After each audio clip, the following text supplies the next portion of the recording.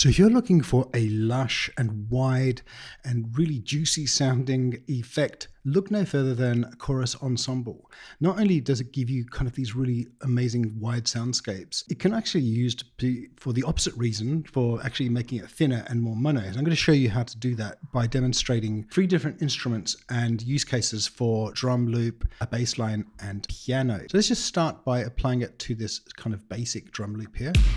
Now this is without the Chorus Ensemble, just going to put the Chorus Ensemble on top. Now this is the default preset. Now there are a few sort of settings here. You can choose classical, ensemble, and vibrato. Classic is the classic chorus effect. And there's a lot of kind of options here, so you can increase the width. So it starts at a kind of normal width, and you've got these 2 oscillating lines here, and you can just increase that and go crazy at 200%. And the reason why the dry wet defaults to 50%, because if you have it really high, you just basically kill all the middle and you've got this sort of very wide sounding effect. Now, what we can do now is reduce the width to 0. And when you're at 0, you're basically, the whole wet signal is mono. So it just gets rid of all the sides. You've just kind of got this middle mono sound. So sometimes you might want something in the middle by reducing the dry wet. Let's just bring this back up. Then you've got this high pass filter and it's defaulting to 50 Hertz, but you can actually increase or reduce. Let's just increase this width here. We can increase or reduce that as well. So you have the highest high pass filter there, or right down to the basic. And if you have it high and just reduce the dry wet, you just apply a little bit on top. So it's a bit of sheen on top of those drums.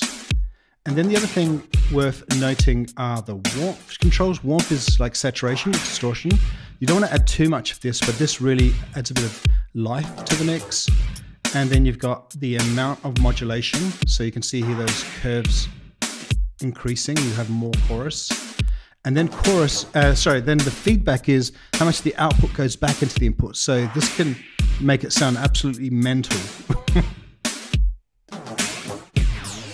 And this is only at 50%. So let's just bring it right up.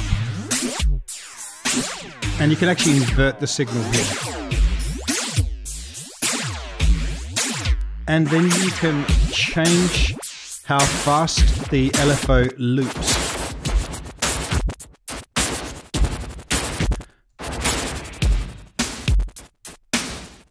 So that's Chorus Ensemble, and that's on a drum. And we're just going to now bring another Chorus Ensemble onto this piano loop. Just solo that. So once again, this is the preset. What I want to show you is the vibrato effect on the piano loop. So straight away, without really doing anything, the vibrato effect basically wobbles at the speed of this kind of sine wave. You can actually change the shape to a triangle by increasing that like that. So it's a bit of a sharper effect. And then you can change the offset. So basically you have like the 2 different wobbles happening. So it's kind of like a chorus wobble. And then you can change the rate like I did earlier. So this is going to wobble it a lot more.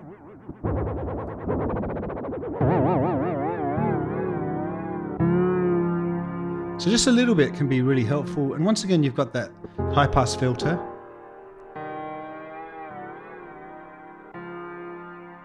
And the amount to be applied. And this output is just the overall volume of the sound. And once again, you've got the saturation. So that's pretty useful as well. Now let's just apply the same thing to a bass line. So we're just going to do that now. And we're going to try and listen to the ensemble on this bass line without the effect. And now with the effect. Let's make it super wide and just increase the feedback. So straight away you get kind of this warmer sound, and with the extra saturation thrown in, you can really go crazy there. In fact, let's increase the dry wet and the output. So straight away you got this kind of thicker sound. Let's just increase the amount as well. So we've got so there you got this kind of width happening. It's really cool with bass, and just try it with the drums. Sounds pretty cool, doesn't it? So yeah, a lot of really useful use cases for Chorus Ensemble. So I hope you enjoyed this video. If you have any questions, go to the comments and I will definitely respond straight away. Bye.